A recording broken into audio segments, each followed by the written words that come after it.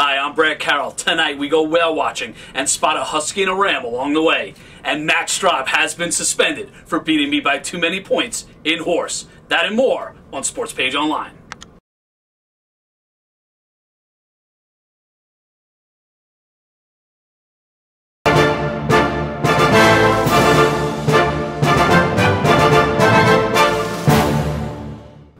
The NHL All-Star Weekend may have brought back some good and bad memories for those that still call the Hartford Whalers their favorite hockey team. While there was a Whalers jersey spotted in the front row during the skills competition, it was still the Carolina Hurricanes night, with the Whale relegated to nothing more than a footnote in history. But the Whalers fan base isn't giving up on the idea of an NHL return to the state. While it may be a long shot, anything is possible, especially if the NHL counts passion and not media markets. Now to the desk, here's Joe and Evan. Wednesday marks a rite of passage for football players all across the country as they will sign letters of intent determining their future and the futures of college football programs all across the country. Now, Joe and I weren't talented enough to have signing days. We still have trouble getting on the football fields. Yeah, we have to flash our press pass to get onto the football field. But two local athletes who have been on the football field this year, Max DiLorenzo, who owns multiple Berlin school records, you know he's going to UConn. What you might not know is that Southington's Jordan Chapman was an all-conference defensive back this year. He's going to Fordham. It's important to tune in on Thursday because you never know what's going to happen. Graham Stewart, who is a Xavier student, said he was going to BC and now he's going to Florida. So stay tuned, we'll have all that for you Thursday. Now, with a special report on some sort of Mass-Conn Fusion, here's Anthony.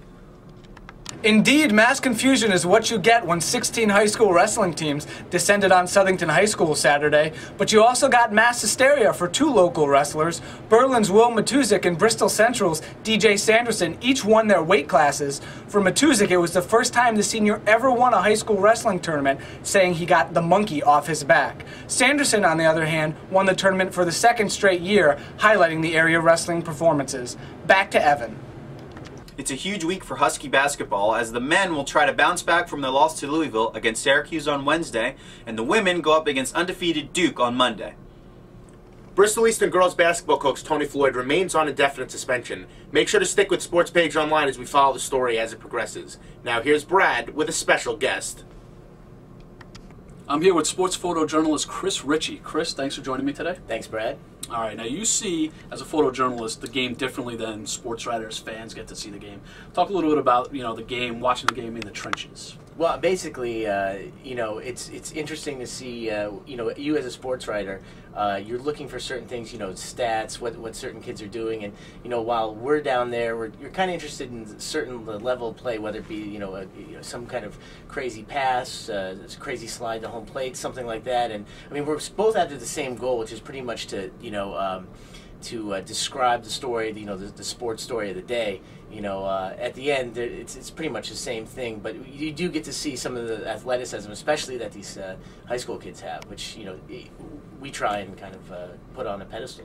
Right. Now, when you go in to shoot an assignment, do you go in with a game plan, or I'm going to shoot from this spot, I'm going to shoot from over there? Right. You focus on a player? Yeah, well, there are those stars that you kind of know that you're going to get some good shots off of, but sometimes you are surprised, and, you do go in with certain preconceptions of what you're going to actually get, but in the end, sometimes you just don't know. Sometimes it's a kid who, is basically was JV all season, now he's varsity, and he actually just pulls some crazy play, which is it's amazing to see. Right. Now, when you get that great shot, the game-winning touchdown, the home run to win the game, do you know it as soon as you click on the camera? It's interesting. 9 times out of 10, you actually do. You'll see what's going on. You'll see the play, and you actually feel like I nailed it. And you will know that you actually got it. Right. Well, Chris, thanks for joining us today. Thank you. Always a pleasure.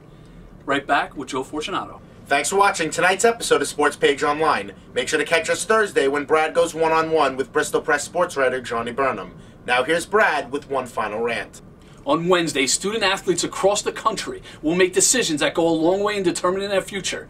Meanwhile, the Bristol Board of Education can't make a decision on a high school basketball coach. That is a disgrace. If you want to fire the guy, fire the guy. If you want to suspend the guy, suspend the guy. Just make a decision already. It's a disgrace. That's the final rant, and that's the final take here on Sports Page Online.